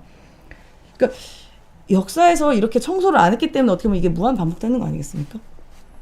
그러니까 우리가 4.19 혁명으로 윤석열이 하야당했을 때 이제 4차 개헌이 있었어요. 네. 4차 개헌이 그 3.15 부정선거 관련자와 이승만 정권 기의 부정축제자들을 다시 한번 처벌한다. 그러니까 법에는 일사부재리 원칙이 있지 않습니까? 네. 근데 일사부재리 원칙을 깨가면서 소급입법 적용해가지고 이승만 정권 때 잘못된 사람들을 다 처벌했거든요. 근데 실제로 이제 박근혜 정권이 무너졌을 때 그때 실은 좀 그렇게 소급입법 적용해서 박근혜 정권 때 잘못된 실은 당시 정당명이 한나당이었나요? 박근혜 정권 때? 박근혜 때 한나라당. 새누리당 한나라당. 예, 한나당, 새누리당 쪽 사람들이 다 처벌을 받았어야 되는데 그러지 못한 아쉬움이 있었기 때문에 지금 이 사단까지 났다라고 생각하는데 다시 한번 어찌 보면 민주 진영에 그리고 통일 진보 진영에 기회가 왔다. 그래서 이 기회를 저희가 이제 놓친다는 거는 있을 수가 없는 거고 이건 다시 한번 우리가 역사적 시대적 죄인이 되는 겁니다. 그래서 저는 문재인 정권 때 그 5년간 그걸 못했던 걸 너무너무 아쉬워하는 사람인데 그렇게 되기 위해서 이번 만약에 새롭게 치러질 대선 때 좋은 결과가 있어야 되겠고 근데 대선 전에 진보 정치 채널에서 저들을 이렇게 혼내야 돼 저렇게 혼내야 되는 조금 개인적으로 이건 제 생각으로 좀 지양했으면 하는 생각이 있습니다. 이제 대선 후에 우리가 지지했던 정권이 우리 의지를 받아들여서 국민들의 의지를 읽고 그때 정말 제대로 된 개혁을 해야 되지 않을까. 그리고 저는 한국인이면 한국인으로 살아가면서 한국인이 한국인의 법, 대한민국의 법에 대한 두려움이 없다라고 하면 그거는 한국인의 자격이 없는 사람이다. 근데 법 위에서 법을 농단하는 사람들은 나라를 농단하는 사람들이다. 그래서 법을 무서워하지 않았던 자들을 진짜 소구위법 적용해가지고 제대로 한번 좀 쳐버렸으면 진짜 그랬으면 좋겠다. 정말 좀 제발. 하는 바람이 있습니다. 아, 예. 지금 벌써 시간이 저희가 말씀 더 듣고 싶은데 벌써 저희 90분 가까이 방송을 아유, 했습니다. 네. 원래 1시간만 하려고 했는데 얘기가 너무 재밌어서 90분 가까이 했는데요. 그럼 마지막으로 마무리로 우리 박시동 평론가님 또 경제를 또 전망을 해주시니까 이 윤석열 파면 이후에 우리나라 경제 앞으로 가장 먼저 시급히 해결될 게 무엇인가? 그래서 간단히 설명해 주시고. 뭐 일단은 오늘 저도 사실 유튜브에서 뵙기가 너무 힘든 네. 선생님 오셔가지고 제가 사실은 일부러 선생님 말씀 저도 아이고 저만 말씀이 근데 아니, 자주 나오신다고 해서 좀 편하네요. 아니 그럼요. 그러니까 저는 중요한 게 자주 아니라 나오시기로? 선생님 귀한 말씀 듣는 기회가 돼서 저도 사실 이제 끼어들지 않고 잘 들었고 너무 좋은 말씀 많이 주셨고요. 다음에 이제 따로 이제 임세현 채널에서 뭐 경제 문제 할 때 한번 네. 더 나올 텐데 일단은 지금 우리 경제 상황이 너무 안 좋아요. 그렇죠. 지금 한가한 때가 아닙니다. 지금 시간이 없어요. 그래서 일단 빨리 이 대선이 조기에 치러지고 새 정부가 돼야 되겠습니다만은 지금 당장 급한 건 뭐냐? 뭐 그건 이제 새 정부 관리는 당연히 많죠. 수경 많은데 지금 당장 급한 건 뭐냐면 지금도 2025년 시간이 가고 있어요. 아. 이미 지금 2분기예요. 와, 그러네. 근데 올해 2025년 올해 우리가 원래 경제가 한 2%에서 2.12 정도 성장할 거라고 일단 예측했었어요. 네. 계엄 터지기 전에. 작년에. 예. 전 믿지 않았지만 근데 지금 실시간 리얼타임으로 우리나라 경제 성장률 전망치는 0.9입니다. 0.9. 영국의 캐피탈 이코노믹도 0.9, JP 모건도 0.9, 뭐 S&P 1.2 해서 그럼 뭐냐면 계엄 터지기 전에 2025년의 경제 성장률보다 계엄 때문에 지금 어떻게 됐냐면 딱 절반이 된 거예요. 맞습니다. 그러니까 올해 한 1억 벌 수 있을 것 같아. 이렇게 예상하고 올해를 시작했는데 사실은 5천만 원밖에 못 벌어. 뭐 이런 거죠. 100만 원 월급 될 것 같아. 그런데 뭐 50만 원밖에 안 돼. 이런 상황이니까 지금 이대로 가다가는 정말 큰일 나거든요. 네. 그럼 당장 어떻게 할 수 있느냐? 대선 전에 일단 추경을 해야 됩니다. 추경. 그래서 지금 시간이 없거든요. 10조 했다고 그러죠? 예, 근데 예. 지금 추경을 입안해서 추경을 해서 이 돈이 풀리고 이게 다시 경제 성장률을 다만 0.2든 0.3을 끌어올리려면요. 네. 지금 돈이 돌 시간도 없어요. 맞아요. 근데 지금 최상목이가 엊그제까지도 추경 안 한다고 그랬는데 산불 나니까 슬그머니 산불 핑계로 고작 10조를 냈어요. 10조. 찔끔. 10조도 산불 대응 얼마, 뭐 AI 대응 얼마, 뭐 그다음에 이제 민생 지원이라든지 내수 진작을 위해서는 얼마 하면 3등분 해봐야 3조거든요. 맞아요. 어림 택도 없습니다. 맞습니다. 그러니까 지금 일단은 우리한테 쌓인 경제적 과제는 많습니다만 뭐 당장 해야 될 일은 더 이상 추락하는 내수를 막기 위해서 일단은 조기 추경을 통해서 좀 내수가 돌게 해야 되는 게 하나 있고요. 네. 그다음에 이제 우리가 지금 리더십이 이 지경이 돼가지고 나라가 길을 잃었습니다만은 트럼프의 이 무역 전쟁의 파고는 우리 스케줄과 상관없이 맞습니다. 전 세계를 상대로 몰아치고 있거든요. 이 부분에 대해서도 빨리 진짜 실무적인 틀을 갖추고 대응을 해야 됩니다. 그 두 가지 일은 일단 파면으로 오늘 큰 정치적 고비가 하나 넘어갔으니 네. 이제 그 부분에 좀 집중을 해야 되겠다 이런 말씀 네. 좀 드리겠습니다. 네, 하여튼 좋은 말씀이세요. 너무 소위 말하면 윤석열이 쌓아놓은 이른바 덩이 많다 보니까 이거를 다 처리하려면 너무 앞으로 새 정부도 할 일이 너무 많을 것 같네요. 그래서 일단은 하나의 파도는 넘었네요. 결국 윤석열 탄핵에 하나의 파도 넘었지만 앞으로도 현명하게 우리 시민들이 같이 함께 해결해주지 않을까 싶습니다. 저희 마지막으로 우리 또 슈퍼챗 너무 읽어드리기 많이 전에 네. 마지막에 읽어드리려고 슈퍼챗 읽어드리기 전에 우리 황현필 역사관님께서 잠시 오늘 소감과 오늘의 소회 간단히 마무리 하겠습니다. 불러주셔서 너무 감사하고 이게 큰 숙제를 끝낸 느낌. 제가 하도 쫄라가지고. 그리고 이제 저도 실은 이 탄핵 전국에서 일이 손에 안 잡혔어요. 네. 그래서 지금 과연 역사를 할 때인가, 현실 정치가 역사 이상이니까. 근데 이제는 제가 아까도 말씀드렸듯이 뉴라이트 역사 왜곡에 대해서 제가 준비했던 것들, 특히 진보를 위한 역사에 썼던 내용들 자체가 전부 다 강의 주제이기 때문에 그걸 영상으로도 좀 담아야 되겠다. 그래서 유튜브 활동을 조금 더 열심히 하겠다라는 말씀과 더불어 앞으로 당분간은 이제 역시 또 다른 채널에 출연을 자제하겠다는 아, 너무 그래서 좋습니다. 오늘 이 채널을 우리 임소연 식당 마지막으로 이제 제 채널에서 열심히 일을 하겠습니다. 네. 네. 제 채널이 마지막이지만 다음번에 출연도 제 채널로 시작하실 거라는 네. 의미 있는 이야기를 해주셨습니다. 오늘 우리 황연필 역사관님과 박시동 평론가님이 오셔서 많은 분들이 슈퍼챗을 쏴주셨는데요. 저희가 우리 역사관님 강의를 듣느라 다 그러니까 바로 못 읽어 들었습니다. 자, 일단 야호님 5만원, 역사를 가장 역사답게 황연필쌤 화이팅! 그 다음에 안진걸 소장님 2만원, 우와 황연필 왕팬이에요. 시동이키 임생식당TV 콜라보 짱입니다. 임생식당TV 10만, 시동이키 50만 가자 하셨고요. 김오재희님, 황연필 역사가님, 박시도 평론가님, 임생소장님, 그리고 안진걸 소장님 고맙습니다. 김원재 드림, 청아하게님 3만원 쏴주시고요. 음악사랑님께서도 만원. 황연필 선생님 게시글 보고 왔습니다. 모든 국민이 안전하고 평화로운 나라에서 희망을 가지고 다 함께 잘 살 수 있으면 좋겠습니다. 이재명 대표님 입장문 인용 한반도 모스크바 대구에서 하셨네요. 아, 모두 감사합니다. 제가 또 빼놓은 건 없죠? 이제 마지막 저희 인사하고 아마 네. 광고 하나 하셔야 될걸요? 아, 또 광고가 있죠? 나갑니다 저희가. 그죠? 아, 네. 그 광고가 제가 안 해도 그냥 나가는 그렇죠. 건가요? 예. 인사하면은 여러분 마이보험 체크 광고하고 네. 다시 한번 오늘 오픈한 네. 임세은 쇼핑몰 스토어 네, 광고 좀 봐주시면 네, 감사하겠습니다. 부탁드리고 아까 제가 먹었을 때 맛있다고 했던 더하삭 전라도 배추 겉절이도 우리 스토어에서 만나보시고 많은 관심 그리고 구매 부탁드리겠습니다. 오늘 저희 우리 황연필 역사가님 정말 말씀하신 것처럼 다른 데 출연 안 하시고 저희 임세식당 TV에만 단독 독점 출연하셨습니다. 네, 다음번에도 제가 또 한번 오늘 술 함께 축하주 마시면서 약속 꼭 받아서 다음번에도 더 재밌는 역사 강의로 찾아뵙도록 하겠습니다. 네, 오늘 우리 시민 여러분들 너무 기쁘시고 감동이었죠. 다 이게 우리나라 민주주의는 대한민국은 우리 국민들, 시민 여러분들이 만든다는 것을 다시 깨우쳤습니다. 여러분들 너무 그동안 3년 동안 고생하셨고 그리고 오늘 축하 말씀 드립니다. 네, 저희는 그러면 오늘 방송을 마무리하고 월요일 날 오후 3시 10분 임생식당 생방송으로 찾아뵙겠습니다. 여러분 고맙습니다. 고맙습니다.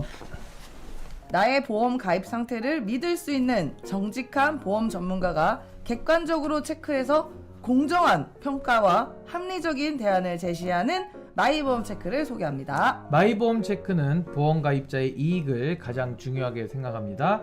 이미 가입된 보험이 적합한지 체크해서 꼭 필요한 보험 계약들은 잘 유지하시라고 말씀을 드리고 불필요한 보험이나 부족한 부분은 고객의 현재 상황에 맞게 보장 분석을 도와드립니다. 가입 보장은 크고 폭넓게, 보험료는 저렴하게 최적의 보험 상품을 추천드립니다. 마이보험 체크는 35개의 손해보험, 생명보험 회사를 취급 판매하고 있기 때문에 한 회사만 추천드리지 않습니다. 무엇보다도 양심적인 보험 전문가가 분석을 통해서 고객의 상황에 맞게 맞춤형 리모델링을 해드립니다. 네, 마이보험 체크에 연락하셔서 무료로 상담 받으시고 또 합리적인 보험 설계도 받아보시기 바랍니다. 홈페이지 한글로 마이보험체크.com 그리고 또 카카오톡에서 마이보험 체크로 채널을 추가 또는 대표 전화 1800-7917입니다. 잠깐 여기서 중요합니다. 지금 마이보험 체크를 사칭하는 회사들이 엄청 많다고 합니다. 속지 마세요. 마이보험 체크는 주황색 손 마크를 꼭 확인하시고요. 1800-7917 대표 번호가 맞는지 반드시 확인하시기 바랍니다. 네, 우리 임세은 식당 구독자 여러분은 보험은 마이보험 체크에서 확인해 보세요. 마이보험 체크. 마이보험 체크.